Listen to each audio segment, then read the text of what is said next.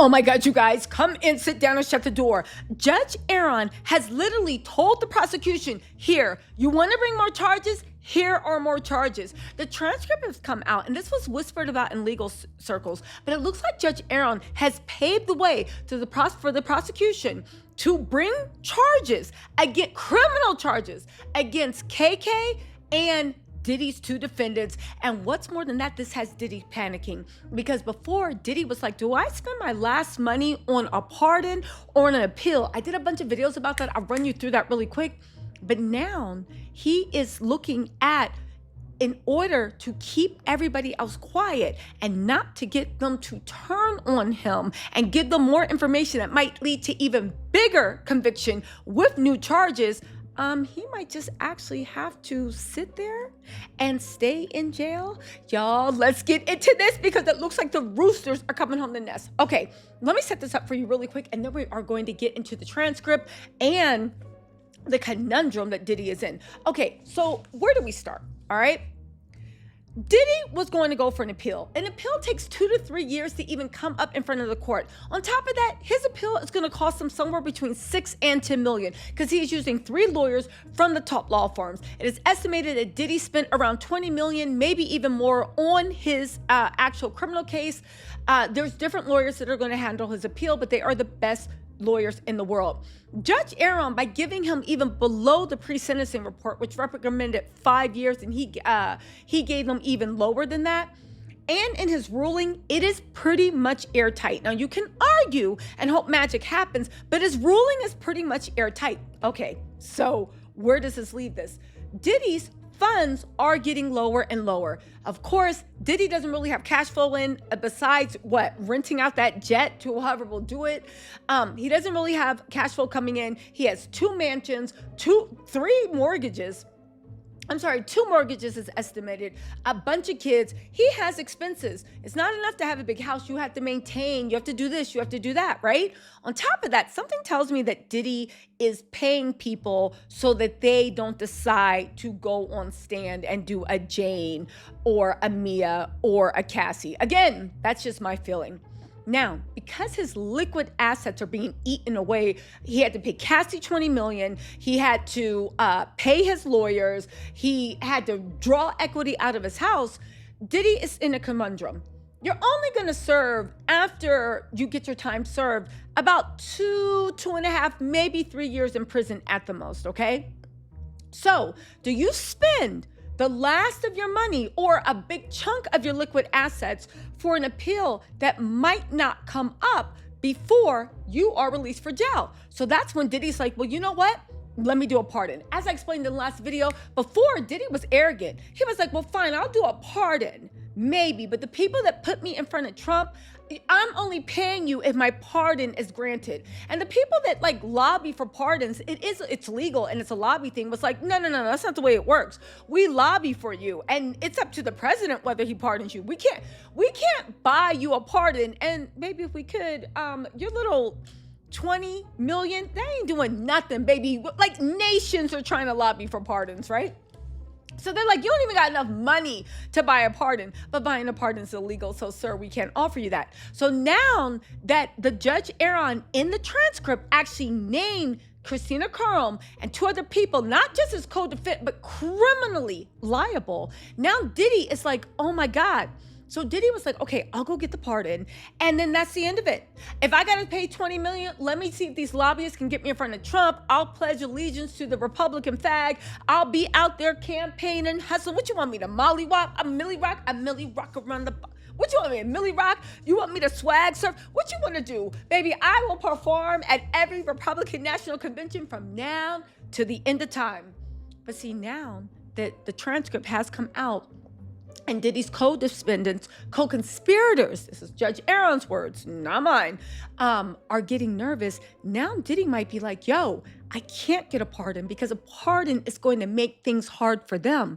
And if I get an appeal, the appeal might come up a day before I'm scheduled to get out. So now Diddy is faced with the possibility that he is just going to have to sit his patootie in jail. Oh, I know he mad. And I saw the Christmas dinner that's going to be at the MDC. If he's still in MDC by Christmas time, It's no bueno.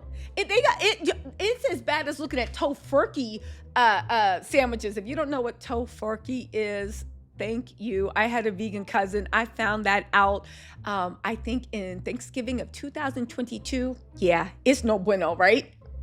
So anyway, so here, let me read you what Judge Arun actually said from the transcript where he named KK and them. Hold on, y'all. Let me pull this up. Just hold on. Give me a second. Let me cook. All right.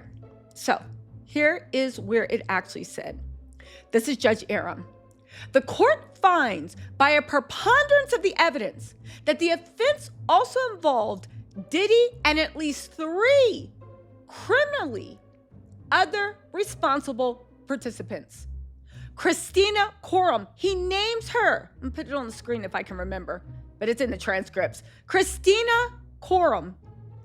We also have Garen James and Bridget Collins. Christina Coram, KK, is Diddy's longtime assistant. Garen James and Bridget Collins, I think they're like, I don't know, they might be accounting people. I don't know. Anyway, right? So he goes on to say, let me start from the beginning. The court finds by a preponderance of the evidence that the offense also involved Diddy and at least 3 criminally other responsible participants. Christina Coram, Garen James, and Bridget Collins, and that it used the services of numerous outsiders that were peculiar and necessary to this offense, including Fahim Muhammad and Diddy's various assistants. Now, here's the thing. I now know. So Garen James, I believe, is the guy that created Gigolos. It was a reality TV show. And you remember when Cassie testified, she said that they was laying around and Diddy would be looking at those men that were hit with an ugly stick and being like, ooh, ooh, ooh, ooh, ooh, I want one, right? And that's what they were doing. They would literally like whatever. Also, I believe Bridget Collins ran Cowboys and Angels. I do believe I was the first one ever, even outside of national outlets, on my YouTube channel 2.5 years ago to break. We found Diddy's escort service, Cowboys and Angels, and we were looking through the catalog. There were some good looking guys in. I didn't know that Diddy was going to keep the bottom ones. Anyway, let me get back to my point, right?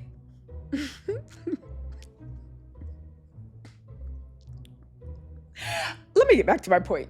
So anyway, so he named the person an escort agency, the Gigolo show that was also, I guess, running escorts, and also, of course, KK that were coordinating everything. He even names Diddy's chief of staff and all of Diddy's assistants as being criminally responsible. You guys, this is them literally putting it on a platter. Putting it on the platter that if the prosecution wants to prosecute, they can go and grab these people because the court found that they were criminally responsible. And I know what you're thinking, Tisa, what does this have to do with Diddy's pardon? Well. I'll tell you what this has to do with Diddy's pardon. Nothing. I just wasted 8 minutes of your time. I'm just joking. It has a lot to do with Diddy's pardon, because if Diddy gets pardoned, a pardon does not mean that the people that are found to facilitate and be criminally responsible, it does not mean that those people will not be prosecuted anymore. So if Diddy gets off on a pardon for this, and the prosecution does bring about charges against his head of security, KK, Cowboys and Angels, and all these people, that means that they might take cooperation deals with the federal government and give the federal government more information. I mean, more information about what Diddy has been up to. And again, you can't have double jeopardy. He cannot be convicted of RICO or anything he was found innocent of, but the RICO charges were tied to what he did to Cassie and Jane and all of that, including and even the Mann Act. That was tied to Cassie, Jane, and all those people. However, they know what Diddy's really been up to. They know what is really in Diddy's heart. And people are saying Diddy is growing more and more nervous. Anyway, you guys, I'm going to make a part 2 video to this. Make sure you tune back in. But you guys, this is good. This is good. Let me know what you think in the comments. I'll talk to y'all later. Bye.